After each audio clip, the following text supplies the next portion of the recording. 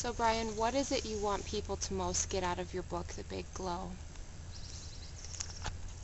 Well, the book uh, encompasses a wide range of emotions and feelings and thoughts, and the intention is to realize that all those aspects, emotions and thoughts and feelings, whether it's happiness or sadness or pain or pleasure, are all part of life and therefore part of ourself, and they are what's arising in this moment. And if we can fully embrace this moment, then that's how we discover the big glow inside ourselves.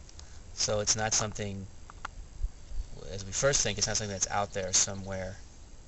It's something that's inside us, and the way to discover it is not through trying to reach for a particular experience, but to fully embrace this experience right now.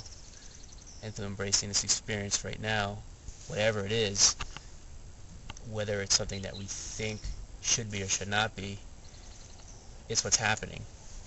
So if we fully embrace what's happening, then there's a sense of peace in that, sense of non-resistance, which brings a sense of deep peace, and not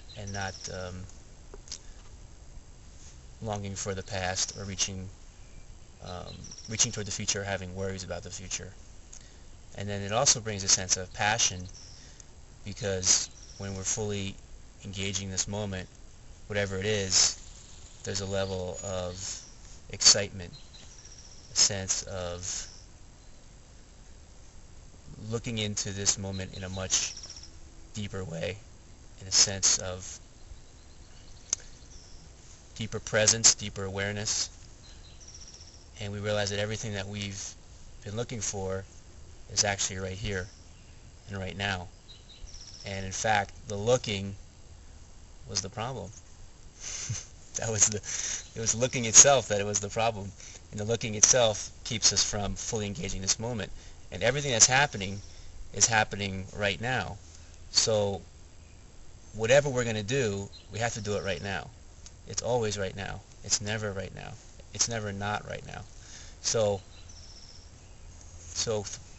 the future that we want to create, we have to create it right now. And whatever kind of relationships we want to create, or the livelihood we want to create, lifestyle we want to create, experiences we want to create, we have to create them right now by engaging this moment fully. So the good news is, no matter where you are in your life, no matter what your situation is, where you find yourself, how dark it may seem, it's always right now, so the time to start is now. Brian, how did you know that now was the right time to come out with your book? That's a good question. And I think for me there was a sense of, for a while, I wanted to remove myself from the world, and that's what I did, and tried to escape the world, and saw a lot of the negativities, kind of the ugly aspects of life, and just wanted to live a quiet, simple life away from all that.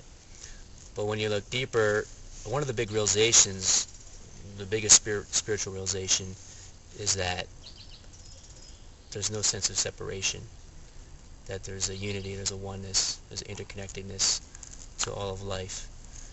And so as I delve deeper into that realization, I realized there's no need to try to separate myself from anything, especially life, because I am life, and I am nature, and I am the energy that's arising in the universe.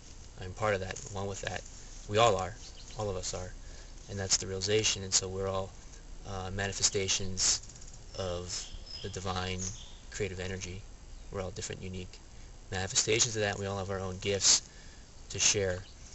And so then it became time, there was a calling to to share what I have discovered. So that's my primary motivation and intention in life now, is just to share what I discover with people that are ready and interested to listen. And what's interesting is that the right people arise at the right time. You know, it's the people, like I feel called to share what I'm supposed to share, and other people feel called to help me to share it, and other people feel called to listen to it. So it's just this divine play, and everyone's playing their own character, you know, and it's a beautiful play. All right. So, Brian, what do you think that people can expect to find when they pick up your book? I think that the book, the intention of the book is to hit someone on a heart level and to open up their heart, and not on an intellectual, rational level, which is the way people are used to approaching something. Um, they're looking for a sense of meaning, purpose, inspiration, fulfillment in their life, which is what I'm sharing. And they want some piece of, not like a squirrel takes nuts. They want these little pieces of knowledge they can take, and they can take it with them and store it around and carry it around. And so what I'm advocating is the opposite of that. It's the sense of that, how much people think they know. They think they know so many things. That's holding them back from experiencing the miracle of this moment and the wonder of this moment. And you can only experience the miracle and wonder of this moment when you realize how much that you don't know.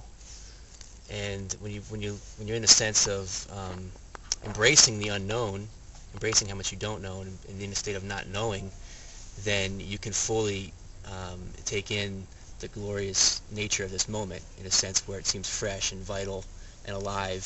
So the book is an experiential exercise into opening one up to the wonder and miracle of this moment. So there's different ways of doing that, and they're applied in the book, and there's certain things that are strategically placed through the book. So there's questions. A great way to open yourself at the moment is question, because question is open and answers are closed. So when someone asks you a question, particularly provocative one, then you have to be present and you have to open yourself up to that question. So that opens you up to the moment. So questions, there's just questions strategically placed throughout the book. There's humor strategically placed throughout the book. When you're laughing, you're fully present. So that's one way to know if you're present, when you're laughing. It's really difficult, if not impossible, to not be present and you're laughing at the same time. So laughter. Poetry is non-linear. So normally you read something, it's step A to step B to step C to step D, etc., which is in the realm of time and space, which is good within that realm. But we're talking about being more present in the now. That's the intention. So poetry is non-linear. So poetry is a way of expression that sometimes you can read a great poem and you don't even quite know what it means or what it's about, but you know that it opens you up in a way that you have not experienced before, and you feel more alive and more vital and present. So that's what where the poetry comes in to being. And there's also certain insights that I've discovered that I share with people in there. Some are short, some are a bit longer, and